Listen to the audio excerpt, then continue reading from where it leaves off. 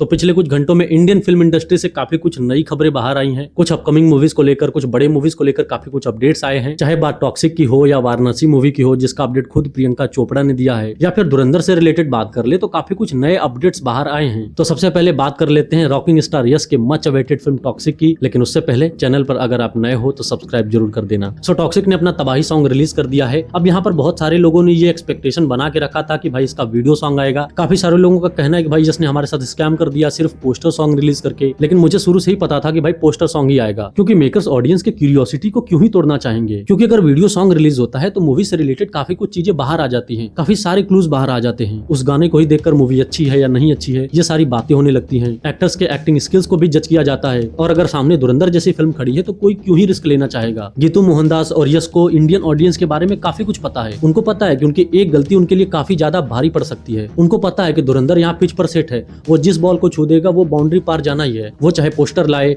या रणवीर के साथ मिलकर कोई भी प्रमोशनल वीडियो लाए तो भाई वो ट्रेंडिंग जाना ही है, क्योंकि उसने अपना एक ऑडियंस बेस बना लिया है। लेकिन टॉक्सिक के साथ ऐसा नहीं है, इसीलिए यश अपने इस प्रोजेक्ट के साथ सीना चौड़ा करके लेकिन फूक फूक के कदम रख रहे हैं। बाकी सॉन्ग सुनने के बाद काफी लोगों का मिक्स रिएक्शन रहने वाला है। यहाँ मैं तारीफ करूंगा विशाल मिश्रा की, भाई जिस तरीके से उन्होंने इस सॉन्ग को कंपोज किया है, जिस तरीके से उन्होंने इस सॉन्ग को गाया है वो काफी ज्यादा अप्रिशिएबल है। ये सॉन्ग सुनने के बाद मुझे एक चीज पर्टिकुलरली फील हुआ है कि भाई सॉन्ग का जो स्ट्रक्चर है वो साउथ के स्ट्रक्चर पे बनाया गया है। यानी कि साउथ का स्ट्रक्चर, यानी साउथ का जो सॉन्ग आप सुनोगे ना तो वो एक कविता के फ्लो में चलता रहता है। लेकिन इस सॉन्ग के साथ ऐसा नहीं है। कहीं कहीं पे आपको जब ये सॉन्ग सुनोगे तो आपको वो बॉलीवुड म्यूजिक की फील आएगा, जहाँ पर लिरिक्स भी है, म्यूजिक भी है और बहुत ही परफेक्टली उसको सिंग किया गया है। तो अगर आपने इस सॉन्ग को सुन लिया है तो अपना रिएक्शन और अपना ओपिनियन कमेंट बॉक्स में जरूर देना। बाकी एक लाइन में बोलूं तो सॉन्ग भाई मुझे अच्छा ही लगा। बाकी टॉक्सिक का ट्रेलर 8 मार्च को रिलीज होगा। बेंगलुरु में ये लोग एक इवेंट भी प्लान कर रहे हैं और मोस्ट प्रोबेबली ट्रेलर वहीं लॉन्च होगा। और टॉक्सिक एज अ मूवी भी एक हद तक 8 मार्च को ही रिलीज हो जाएगी, क्योंकि उस दिन हम ट्रेलर देख के ये आइडिया लगा लेंगे कि भाई टॉक्सिक का किस तरीके से प्रेजेंटेशन होने वाला है, धुरंधर के सामने वो कितना स्टैंड आउट करेगी। और अगर मान लो वो दिन राया का रहा, रॉकिंग स्टार यश का रहा, तो धुरंधर को फिर कौन बचाएगा रे बाबा। अगला जो सबसे बड़ा अपडेट है भाई वो एस.एस. राजामौली सर की अगली फिल्म वाराणसी से है। एस.एस. राजामौली को हम हमेशा से चैलेंजिंग टास्क करते देखते आए हैं, लेकिन ये वाराणसी मूवी के साथ कुछ ऐसा कर रहे हैं जो इंडियन सिनेमा में कभी हुआ ही नहीं है। जी हाँ, मैं बात कर रहा हूँ एंटार्क्टिका में शूटिंग की। भाई ये खबर किसी थर्ड पार्टी से नहीं आई है, खुद प्रियंका चोपड़ा ने इस चीज को कंफर्म किया है कि वो लोग अंटार्कटिका में इस फिल्म की शूटिंग करेंगे। जब महेश बाबू ने प्रियंका चोपड़ा की नई फिल्म द ब्लफ के लिए उनको कांग्रेचुलेट किया,